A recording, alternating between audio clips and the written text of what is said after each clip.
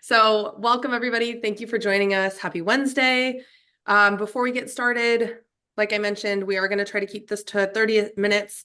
We're going to talk about case studies and walk you through some assets that have gone full cycle, some we didn't acquire once we got into due diligence. But prior to getting started, I want to make sure that you know if you have any questions that come up throughout the presentation, feel free to drop them in the Q&A and we will try to answer them as we go through everything. Again, if we don't get to them, it might be something we answer at the end. Just kind of depends if we can work it into where we're at. So with that, we'll go ahead and get started. I'm Lauren Wells. I am the co-founder here, and today I'm joined by Chris Seveney, our CEO and founder of 7E Investments. So at a high level, who are we? What do we do? So 7E Investments is a Virginia-based private real estate investment company, and we focus on fixing and flipping mortgage notes. Now, at a high level, that means we are acquiring first position mortgage notes secured by single family homes throughout the US at a significant discount, so anywhere from 40 to 60%. And we are working with the borrower to get them back on track, and then selling that loan back on the secondary market for a profit. So it's that fix and flip model that most people are familiar with when it comes to fixing and flipping homes. We just do that with the loan. So we assume the position of the bank. Our team has over 7 decades of real estate experience, and this is not our first rodeo. So we have had 5 previous funds go full cycle. Try saying that 5 times fast. I always have to slow down when I do. And each of those funds has met or exceeded commitments to our investors. So we've done what we've said we're going to do in our previous 5 funds. Chris, anything to add? I was just going to add today, like you mentioned, this isn't our first rodeo. So these are case studies from, our current fund, our current offering that we're going to be sharing with you. And as we go through these, there will be a common theme that we'll talk about that you'll see as part of this presentation. So really quickly, if you haven't heard from us before, you're tuning in for the first time, or you haven't heard our backstory, we feel it's important to share why and how we got here. So we'll spend about a few minutes on that. Chris, since I've taken up all the airtime, do you want to start? Yeah. So Lauren and I come from a very similar background to most investors, where we started investing with our own funds independently. Lauren and I both started, investing independently. I came from a background, my W-2 career was in real estate. So I've been in real estate since the prior turn of the decade, or no, millennium, actually. So 25 plus years I've been in real estate. And throughout my career, I continued to grow and look at different things. And my W-2 job, I realized that I needed more passive income. And how would I get that passive income? And for me, it was not through rentals, which we did have and still have a few, but end up falling into note investing. And it's been 8 years now since I got into the note space. And throughout the last 8 years, Lauren can share the story about how the two of us met, but I was managing my portfolio, some of my own funds, and then Lauren came on to help me with those. And then we decided to, several years ago, launch CWS Investments, our current offering. So I'll let you add a little bit more to that one. Yeah, so Chris and I probably couldn't have started from more different backgrounds. I graduated from college, university, whatever you want to call it. Got my first job in software sales, and at the same time was coaching helping coach a high school water polo team. And when I looked at the stands, I was fortunate enough to have parents who were super involved growing up throughout my life. And when I was looking in the stands of the parents that showed up and were there and, always at practices and at games and at these tournaments where we would travel, I always wondered how they could do that during working hours. And I kind of narrowed it down to everyone who showed up consistently and was at all the things for their kids, either own their own business or invested in real estate or both. And so while I was working my W-2 job in software sales, I was funding my education and knowledge in real estate and networking using my commissions and learning how I could get involved in real estate investing. Didn't have kids at the time, but forward thinking, maybe I was 20 going on 50 at the time, who knows, knew I wanted kids. And wanted to be available to them as they grew. So I started investing in real estates, came across mortgage notes, which is super random, but I knew I didn't want to be a landlord and deal with the tenants' toilets and termites, as they say. Started using my own capital to invest in mortgage notes and build my own portfolio. Met Chris, who was speaking at a conference, and decided, and the topic of his conversation was all the way I'm going to lose money in mortgage note investing. And I thought to myself, well, that's what I want to know. Like, how am I going to lose? How am I not going to make money in this, doing this by myself? And so I reached out to Chris, and if you know me, I am very persistent. And after about probably 5-10 messages via email or LinkedIn, a mutual connection told him I was indeed not a crazy person and that he should reach out and to connect with me. We started then working together on the previous 5 funds, and then launched the Regulation A out of a need that we saw to offer people who of all investment experience and type the ability to get in the game, to invest in a real estate backed asset class that typically is reserved for, the ultra high net worth family offices. And so we wanted to democratize that investment opportunity, making it available to accredited and non-accredited investors, and then accessible with a low minimum. So, as a first-time investor, dropping 50 or 100K into your first investment is scary. So we wanted to make it that something that people could, kind of wrap their head around as maybe a first-time alternative investment that they wanted to invest in. So that brings us to the Regulation A in our terms. So like I mentioned, it is open to accredited and non-accredited investors. The term is 4 years. At the end of the term, it's a return of your initial capital. You can request that redemption. The minimum investment is $5,000. We do start offering bonus shares at $25,000, which can increase your total IRR to over anywhere from 9 to 10%. Just depends on how much you're investing in, at what bonus tier threshold you're investing at. So you'll see that preferred dividend that we aim to hit is 8 to 10%. Again, the bonus shares are really what increase that return. It's not something that is fluctuating month to month. It is based off the bonus shares where you see that 8 to 10%. The only thing I'll add to that is, from tax reporting purposes, you do get a 1099 dividend. You don't have to wait for K1s, or it's not a 1099 interest.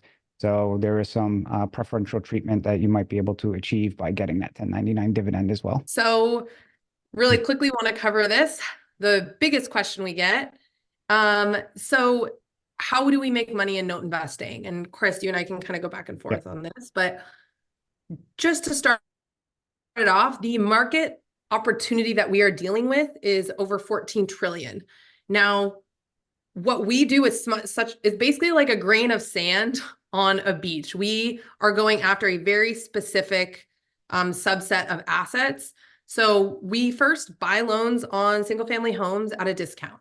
Anywhere from 40 to 60% of that is a discount that we're getting.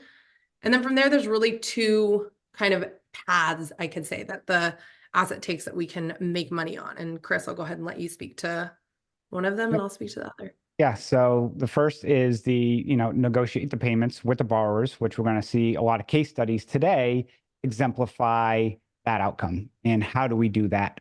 And by, there's several different avenues that we take that we will share in these case studies. So I'll share the experiences at that point in time. But once we're able to negotiate those payments with the borrowers, and our ability to do this is because we get to buy it at that discount, then it can generate profits in 2 ways. One is we get the payments, or that cash flow, coming in the door from that borrower. And like Lauren mentioned earlier about fix and flipping a home, we're fix and flipping that borrower or that note where it was, defaulted or, in distress, like a house that needs renovation. By getting them on new payment streams and maybe modifying the loan, it gives them a fresh start, like a renovated house. It's starting from beginning where it's paying again. And then once you get the borrower back on that payment stream, then there's multiple exit strategies. We can sell that loan back on the secondary market, which we'll talk about in some of those case studies again. The borrower could sell the property. You're not seeing many people sell properties today because of the current climate. But 5-6 years ago, many people were selling to get a larger home. And then the other is also the borrower refinance. Again, not seeing that today, but if rates start to come down again, there's a good chance that people with recency bias will now look back at say, oh, if the rates go down lower to 5%, they may think 2 years ago that was very high. Today, they may look at that as being low. So those are the different aspects that we have when we're working with the borrower to get them reperforming and make money on the deal. And Lauren, I'll let you talk about how the other avenue of if we have to take ownership of the home. Yeah, so the first avenue that Chris just talked about, that makes up about 95% of our portfolio. The other avenue is taking ownership of the home. So about 5% of our portfolio goes this path where we initiate foreclosure, sending that demand letter, the borrower decides for whatever reason not to come to the table. It could be that the property is vacant, the borrower is deceased, and the family doesn't want the property, a variety of reasons. And then we will proceed through the foreclosure process, and it will go to foreclosure auction, which these days we are not typically taking any properties back. Our intent is not to do that. We are hyper-focused on the mortgage note aspect, not becoming landlords. That's not why Chris and I initially got into this to start. So we stay true to that. But if we do end up taking a property back because someone else doesn't bid on it at auction and we are not therefore paid off, then we will go ahead and liquidate that property and sell it. We have a partner vendor that we work with who will clean it out and sell it. So we're not fixing it up. We are liquidating it. We are not renting it out. So those are the two kind of paths that we take. And we will now go ahead and walk through some case studies to show you kind of what this looks like. And Chris is going to probably do a lot of the talking here, but I want to highlight that we're going to not just show case studies of things that went, perfectly. We're also going to show you ones that we went through the due diligence process with and decided to pass on. I feel like it's important to show kind of everything from acquisition through disposition to give a good idea of how we operate as a team internally. And that's actually the first case study that we'll share is an asset that we ended up passing on. And this was an asset that actually I grew up very close to this area. This home is in a beautiful location across from a lake. The total owed on the loan, including the unpaid principal balance and late fees, was almost $250,000. $100,000 of that was past due, so you could see this borrower was significantly behind.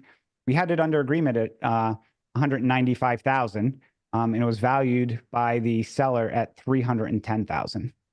But when we started our due diligence, which before when you bid, just for people who haven't watched our prior webinars, you don't spend any money before you get it under agreement. So you're just basing all the information off of what the seller tells you. And a lot of this, when we do the due diligence, the story unfolds. It's like looking at a book and reading the back cover is what you get. And then once you start opening the book and reading it, the true story comes out. And on this one, it was last July. And as I mentioned, it was a very desirable area. And when we ordered title on this property, we noticed that there was an issue on the title, that it wasn't transferred, didn't have all the transfers from one seller to the other, which that happens on occasion. And that's something that, okay, you can get over it, but it's going to delay. And time is money in this business. So that was one of the first negative checks. In the servicing comments, or the comments that we received from the seller, it noted the property had been vacant since 2018, which is a huge red flag for us because it's very difficult to work with a borrower that is not living in that property. And then last, which was really kind of put everything over the edge on this, was when we went out, looked at the property, got the inspection. And it's tough to see in that picture, but essentially the siding on the house in that area, that circled, is completely ripped off. You literally could see inside the house. There's no flooring in this house. It had been completely gutted. And the $310,000 valuation they got from the house next door, which sold for $310,000, completely renovated. So clearly this house wasn't worth 310. Besides it being vacant, besides it having the title issues, besides it being in bad condition, we don't force the issue on our loans. This doesn't fit our buy box, doesn't fit our criteria. So we did not acquire this asset. Anything you want to add, Lauren? Yeah, I'm just gonna add things about how our process and our team, I think this really speaks to the due diligence process, that we go through, and how, we're looking at every aspect. Kind of that trust but verify is something we live by when it comes to our due diligence. Like, trust what the seller is giving us. I never believe a seller is like looking to mislead, but verifying with our vendors, our attorneys, getting eyes on the property, because the due diligence is the most important part of the process, as the acquisition really is what will make or break the outcome. Yep. So this next case study is one that was up in Maine. The borrower owed 200,000, a little over 200,000. They were 110,000 past due. This borrower was like 10 years past due. And we were able to acquire this one as part of a pool for an excellent price for two reasons that I'll talk about when the story comes out. The value on this was about, 274,000. So this was actually one of the loans where the amount owed to value was roughly about 80% loan to value. Typically, we see those lower, but that's why we always look at investment to value as well, where in this case, we're under that 30%. But why did the seller want to sell this one, for, this price? When we purchased this, again, the borrower was 10 years behind, completely non-responsive, never responding to anything. Prior lender couldn't foreclose because there was a title issue on this, but they were also closing the fund that they were in. And after about 3 years, they finally were able to rectify that title issue, which was, we would not have bought it without having this resolution come through. So we acquired this loan because we knew title had been resolved, but it still hadn't been 100% completed. So the courts had issued the decision, but interestingly enough, they've issued it, but then they have to sign other documents. That process took 6+ months for them to literally, after they approved it, to finalize it. So that delayed us in starting our foreclosure, and we had to start the whole process with the demand, which we did after about owning this for a year. The court, when you file foreclosure in Maine, requires you to go through mediation. Mediation is actually a very good process to go through because, again, this borrower was not responsive. It brings them to the table, and it brought them to the table, and the court said, can you two work together, because the state is giving up to $50,000 in assistance to people who are behind. Mr. Lender, are you interested in getting $50,000 from the state to work with them? And Mr. Borrower, are you interested in getting $50,000 to stay in your home? Well, win-win situation. Borrower wanted money from the state. We would take the $50,000 from the state and work on a modification with the borrower, which is exactly what we did. We wrapped that up in December. The state cut us a check for $50,000. And the borrower, since that time, has also been paying. They've made, their first 3 payments this year. So we've reached $53,000 to date on our $80,000 purchase. It did take a little bit longer to get that $50,000 in this modification, but as you can see, we, in our price, expected a little bit further delay, timeline on this. And now that this borrower, again, has been reset, has their modification, they're current on their loan.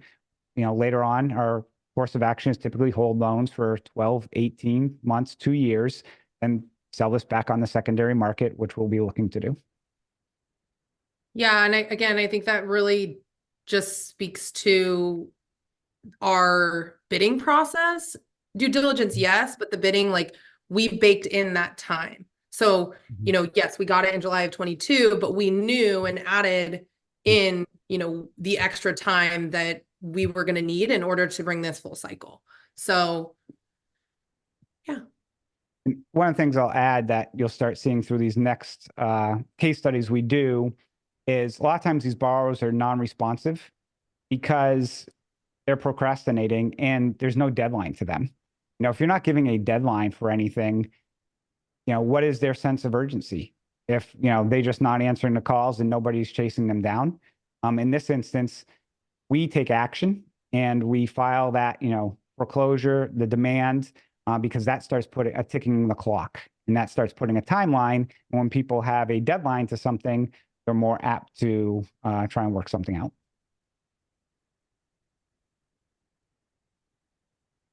So this next asset, Arizona, this property, they owed a little over $60,000. They're about $8,000 behind. We acquired this, you know, for a little over $35,000. Again, $250,000 property. They're non-performing, and you know, as part of our due diligence process, the borrower claimed they had identity theft. So the lender basically gave them time to figure all that stuff out, and then sent them what's called the loss mitigation package, which is another term for a loan application. It's really the same exact thing you get when you submit a loan application. You need your pay stubs and, you know, tax returns and bank statements. But what they were doing was they would send it out and not take any action. And then it expires after 90 days. So then they'd send another one. And they were caught up in so much red tape. They just got caught in this early intervention cycle within this bank that, you know, they weren't getting stuff done in 90 days. So they just reset the clock. You know, the borrower offered typo $1,000. I'm sorry. They also were offering the borrower $100 to reinstate within 90 days. So the bank is like, because they kept going through this cycle, we're like, well, if you can pay your loan back, we'll give you $100, which to me, I'm not sure that, you know, would excite anybody. Did you want to comment on something, Lauren? Oh, no, sorry. I accidentally Okay. clicked that. Yeah. Okay. Throughout due diligence, though, there was no other red flags with this borrower. So we acquired this loan in May of last year, and similar to what we always see, the initial servicer outreach was unsuccessful. So we take the action of, you know, getting that demand letter sent, and we had a foreclosure date set for December. Again, deadline. So they have until December to come to the table. And the borrower initially was non-responsive. And lo and behold, they get that foreclosure notice. What happens? Borrower comes to the table, and in October, they made all those past due payments. So they paid $8,600, you know, to us. And then since that time, they've continued to make those regular payments. So to date, we've received almost $11,000 on this loan, which is a little over 30% of our initial investment. And then again, we'll continue to, you know, let this loan season, get some extra payments in the door, and then turn to look to resell this on the market later this year for most likely probably around the same price we bought it for. But at that point in time, we'll also have about $15,000 of payments in. So, you know, provide us a nice return. Yeah, I think something important to note here is that it kind of goes against what the biggest question I always get, or we always get about, well, why, if they haven't paid, why would they start paying? And it's really that we have the flexibility to work with them in a way that banks don't.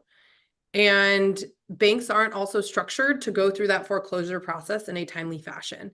So I think growing up, I was taught if you don't make a mortgage payment, the bank is going to take your home immediately. That's not necessarily how it works. Again, banks are great at creating debt, not great at managing it, and they're not flexible. So this is an example of where we worked with the borrower, we had that flexibility, but we were ultimately then able to, because we are vertically integrated and we do everything in-house, we have a team who was on it. We're following up. We pushed that foreclosure through, and they finally came to the table. So, yeah.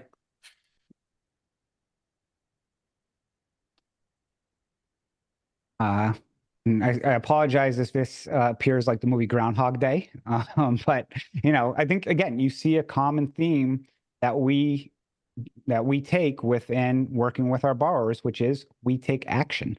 And Yep. on this one, another one in Arizona, they owed a little over 42,000. Again, about a little over $5,000 past due. We acquired it for a little over 32,000. So 70 cents on the dollar, I think it was what it was. $600,000 property. Now, you know, you're not going to foreclose on this. No borrower is going to let a $600,000 property go to sale for $40,000. So they're going to come to the table, but it's kind of, like your kids, if they're outside playing and it's dinner time, but they're having fun, you have to, sometimes just say, come to dinner. You might actually have to go out there and say, okay, now is the time, and give them that look that they have that fear in their eyes. So on this one, similar story where the lender was sending loss mitigation packages. So they sent one in March of 2022. Borrower responded, did nothing with it. January of 2023, did nothing with it. And the reason why they actually stopped was because the first one they sent, the borrower was like 150 days past due. The borrower made 2 payments. So then they went down to like 90 days past due. So like, oh, now you don't qualify. So then the borrower just stopped paying after that because they, were not putting any pressure on the borrower. And, again, nothing in the file on this indicated any concerns about the borrower, which we'll talk about a challenging borrower down the road. And what do we mean by that when we say challenging borrower? There's professional borrowers out there who know how to stall foreclosure or, delay, have certain delay tactics in things that they're very sophisticated and savvy that they can make it very challenging for you. Nothing in this file shared that. So we purchased this loan, and right after we purchased it, we sent the demand letter in June. Again, no response, had that foreclosure set for December. And we started working with this borrower. In October, they finally came to the table, and they made a payment at that point in time of about $8,000. And then since that time, the borrower continued to make payments on that loan. And this was one that we actually just sold last month. So we ended up collecting, payments from the borrower, about 10,000 in payments, and sold it for more than what we actually acquired it for at that point in time. So within under a year, we made about 37% ROI, which from an IRR standpoint enhances that a little higher because it, was less than that year time frame. But again, constant theme I think people are starting to see in this is take action, give them a deadline, and then work with the borrower. Anything you want to add, Lauren? No, and I think that, again, it comes back to just our team being in-house. So we're not, I want to say exporting. We're not hiring a third party. Don't know why exporting was the word that came to mind. We're not hiring a third party team to manage these assets. The asset management is done in-house, which allows us to move very quickly. And part of the process is looking at these loans, putting deadlines on them, making sure they're tracking against those deadlines as we've modeled it out upon acquisition. So it allows us to, move quicker than if we had an external team, which allows us to come to resolutions quicker and make a better profit. We do use third-party servicing company to deal with the statements, and they're the ones that do communicate with the borrower, but we manage them. We don't let them manage us. And we see other firms that let the servicer kind of dictate terms or manage the component to it where we manage that servicing company. So this case study actually is slightly different than the others. And we'll talk about that one. We'll talk about why in this story. But this one was a borrower that owed a little under $500,000, past due $140,000+. So they were years past due. And again, well, very nice property, about $650,000. This is in New York, which is a state we typically don't buy loans in, but we have in the past. And this one was part of a pool portfolio, was the only loan that was in New York as part of this large portfolio we were buying. We acquired this in July of 2022, which is, probably one of the first purchases within the fund when we got our Regulation A+ qualification. And the loan was already in legal from the company we were buying it. and we continued with that legal process. But with New York can take years to foreclose. And the borrower actually was deceased on this loan, and the son inherited the property. And I make the comment here, the son was a professional borrower. The son would change attorneys as part of the foreclosure process. So he would keep getting granted extensions because he needed to find an attorney. Then he'd switch and keep changing. So the process just kept getting stalled. And it was clear that the borrower was not interested in any type of loss mitigation or any type of payment plan. The borrower asked if we would wipe all that past due amount and just start with the, about $325,000 that was owed on the loan and just start making payments again. Things that just did not make sense. And because we weren't getting any traction on this, we decided, again, take action and liquidate the loan. We ran our internal models with our internal staff to see, okay, how does this model out? And we put it out on the market for sale. And we end up selling this loan for $277,000 in, Q3 of last year. So we did have legal costs and other costs that we spent about $15,000 on this loan, but we still made a decent return on this. We wanted to show this case study because this is one where, sometimes you just can't work it out with the borrower. And instead of trying to drag this on and always have to win, this isn't an instance where, you might win a battle, but you're not going to win the war because this could get dragged on for years. And you don't know what the outcome eventually be. So in this instance, we took the high road, sold the loan, took any risk out of the picture, and took this one off our books. Mm-hmm. Anything, Lauren? Nope. Now I know how you feel with Well, I just keep wanting to reiterate the same thing. I mean, it all comes back to like the team being in-house and being able to move through these quickly, make decisions, constantly monitoring these and being able to make decisions on what's in the best interest of the company, like based on the benchmarks it's hitting or not hitting. So, yep. So, again, another case study story where borrowed a little over 150,000. This one, 23,000 past due. So they had some significant past due, numbers on there. We were able to acquire this loan for 100,000. And again, a $400,000 property in Denver, which, I've never flown into Denver, but never visited Denver, but I know it is a very hot real estate market, and no borrower, again, would probably let somebody foreclose. So how do you get them to come to the table and work them out? Now, and this one was interesting is the prior lender really did minimal effort with the borrower on this one. They drafted a demand letter. They never sent it. They took 9 months to send a loss mitigation package to the borrower. And then the borrower was offering them a type of trial payment plan or a deal that they never responded to, that we saw in the notes. And we're like, we'll take that deal. They offered $4,000. And when we got the loan, they offered us $4,000. Then they dropped it down to $3,000, but they could make an extra $1,000 a month in payments. And that was actually the deal they made or originally offered to the prior lender. So we looked at that and said, absolutely, we'll take that deal. So we came up with what's called a TPP, which is a trial payment plan, which is basically before we modify the loan, we'll sometimes put borrowers on this payment plan to make sure they make those payments. So they gave us our $3,000 down. Now they're paying us $2,000 a month. We had this signed in late December. So we got $3,000 in January and $2,000 in February and March.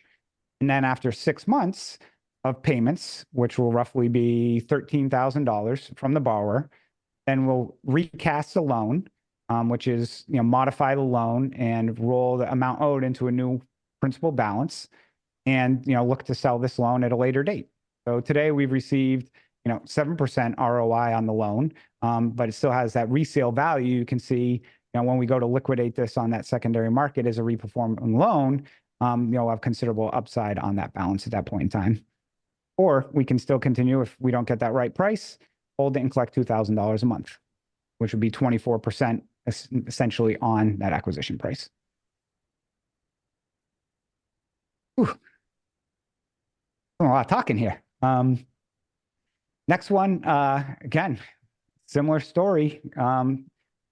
Borrower owed 69,000, about 15,000 past due, wired it for 35,000. So roughly, I think it's, roughly 60, 70 cents on the dollar. Again, a $475,000 property, which you can see by the picture, well taken care of property, that they had. And again, prior lender in the servicing notes, minimum effort. And I put a comment in here. It felt like Groundhog Day. And this was another one where they just kept sending the loss mitigation package, but we're never giving a deadline. So the borrower would never fill it out. They're like, here, can you fill this out? And in the notes, usually when you send them out, you say, hey, we'll give you 30 days to fill this out, or 15, you give a specific time period. And when you don't give a time period, you can see what happens. We acquired this loan in May of 23. And again, our initial outreach is unsuccessful, which that's expected, by the way. That initial outreach, we don't expect the servicer. When the servicer actually gets them on the phone, it's usually surprising because they're so used to not responding. But what they're not used to seeing is that attorney demand letter. So we sent that demand letter, and the borrower initially was unresponsive until September. And once they realized that we're continuing to move with this foreclosure process, they wanted some type of workout. Now, this one was a little unique because the borrower asked for a trial payment plan that included, hey, can I start make payments, immediately, but I'm going to get a bonus in, late February, early March, and I'll pay, the rest at that point in time. And for us, we start asking questions. Do you typically get this bonus? When do you typically get it? Can you show us you've got it in the past? And the borrower basically said, yes, they can. And they showed us the last 3 or 4 years where they would get this bonus. So we created a trial payment plan that was a little different on this one, where we said, okay, you can pay us from November to February, but by, end of April, you need to bring the loan back up to current with the bonus to make sure that they take that bonus and use it for the loan, not to go on a vacation. And just, last week, I think it was last Thursday, the 7th, the borrower reinstated the loan. They paid the servicer all that past due amount.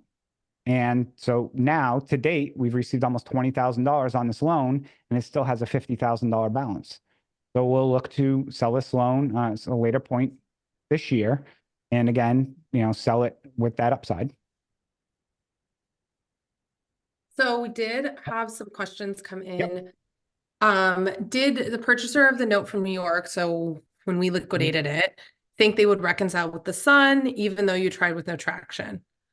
The company that purchased it, I'm not 100% sure what they were.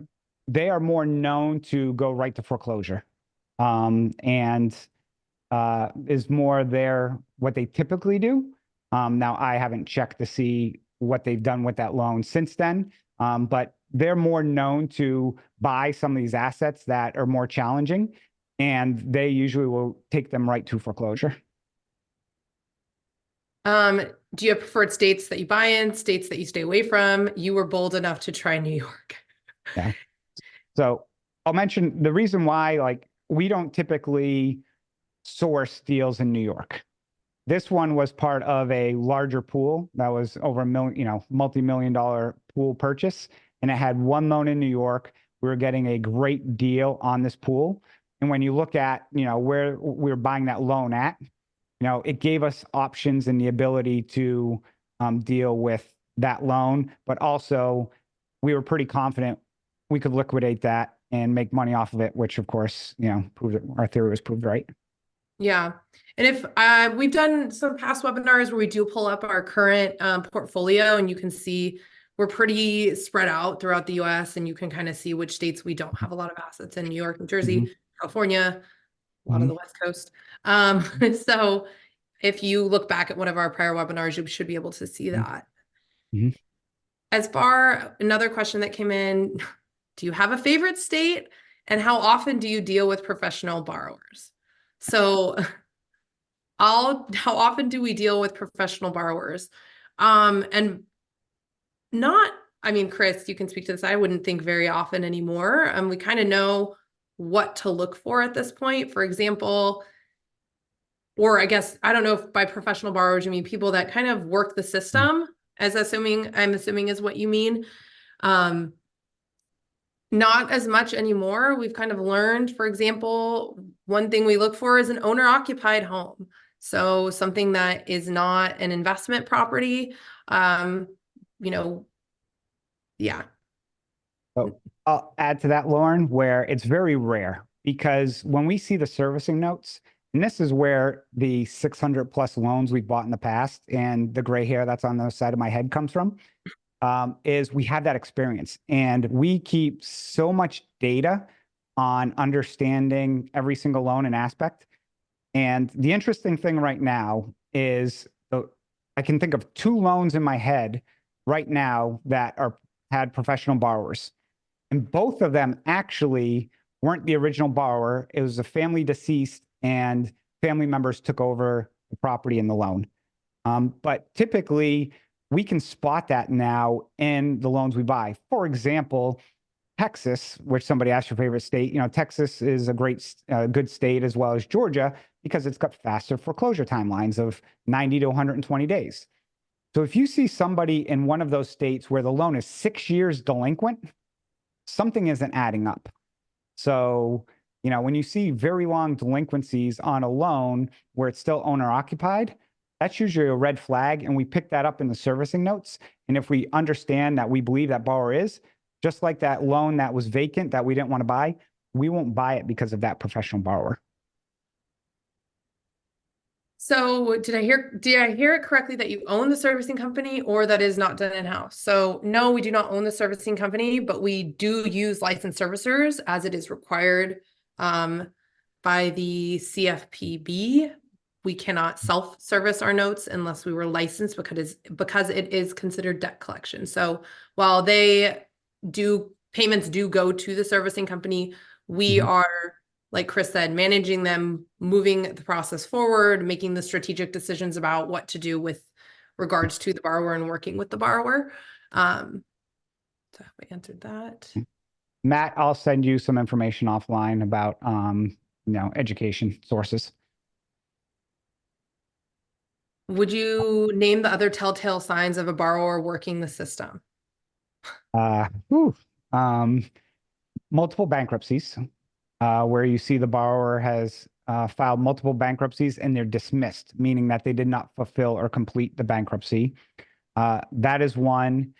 If there's been a very long foreclosure process that has been going on in a state that should be very short, that is one.